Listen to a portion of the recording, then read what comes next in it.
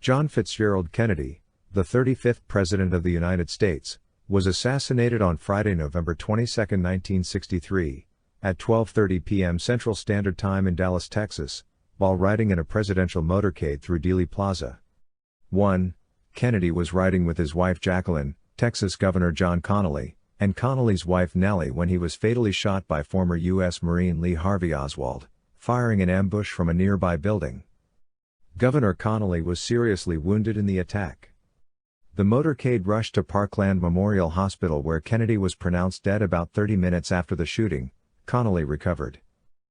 Oswald was arrested by the Dallas Police Department 70 minutes after the initial shooting.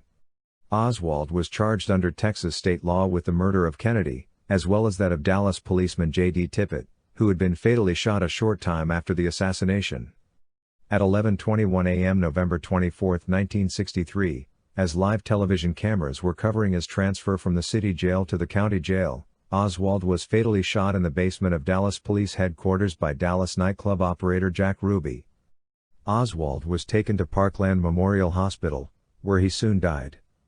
Ruby was convicted of Oswald's murder, though it was later overturned on appeal, and Ruby died in prison in 1967 while awaiting a new trial.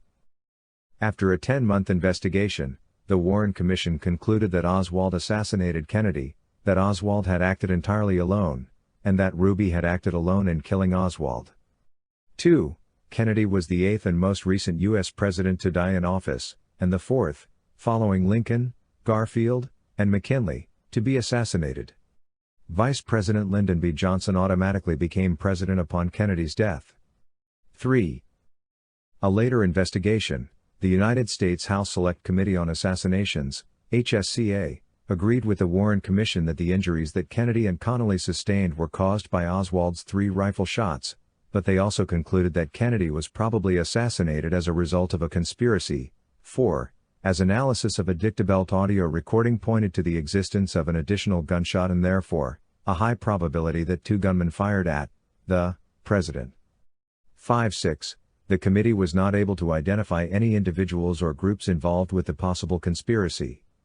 In addition, the HSCA found that the original federal investigations were seriously flawed with respect to information sharing and the possibility of conspiracy. 7. As recommended by the HSCA, the dictabelt evidence suggesting conspiracy was subsequently re-examined and rejected. 8. It was determined that the dictabelt recorded different gunshots which were fired at another location in Dallas and at a different time which was not related to the assassination. 8.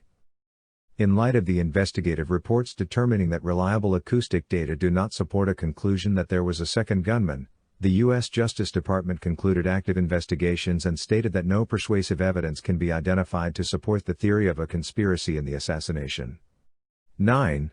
However, Kennedy's assassination is still the subject of widespread debate and has spawned numerous conspiracy theories and alternative scenarios. Polls conducted from 1966 to 2004 found that up to 80% of Americans suspected that there was a plot or cover-up. 10-11. Kennedy chose to travel to Texas to smooth over frictions in the Democratic Party between liberals Ralph Yarborough and Don Yarborough, no relation, and conservative Texas Governor John Connally. 12. The visit was first agreed upon by Kennedy, Vice President Lyndon B. Johnson, a Texas native, and Connally during a meeting in El Paso in June. 13.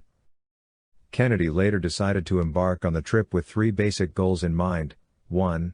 To help raise more Democratic Party presidential campaign fund contributions. 13. 2.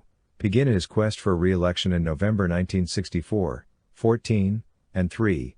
To help make political amends among several leading Texas Democratic Party members who appeared to be fighting politically amongst themselves since the Kennedy-Johnson ticket had barely won Texas in 1960, and had even lost in Dallas. 15. The trip was publicly announced in September 1963. 16. The exact motorcade route was finalized on November 18 and publicly announced a few days before November 22. 17. Kennedy's itinerary called for him to arrive at Dallas Love Field via a short flight from Carswell Air Force Base in Fort Worth.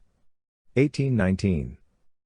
The motorcade route through Dallas, with Kennedy, Connally, and their wives together in a single limousine, and Johnson and his wife 2 cars behind, was intended to give Kennedy maximum exposure to local crowds before his arrival 18, for a luncheon at the Trade Mart, where he would meet with civic and business leaders.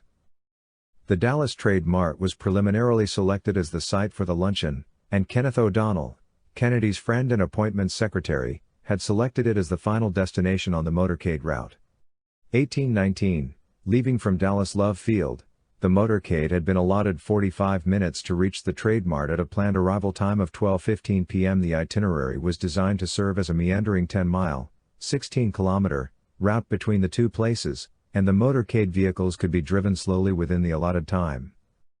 Special Agent Winston G. Lawson, a member of the White House detail who acted as the advanced Secret Service agent, and Secret Service Agent Forrest V. Sorrells, special agent in charge of the Dallas office, were the most active in planning the actual motorcade route. On November 14, both men attended a meeting at Love Field and drove over the route that Sorrells believed was best suited for the motorcade. From Love Field, the route passed through a suburban section of Dallas, through downtown along Main Street, and finally to the Trade Mart via a short segment of the Stemmons Freeway.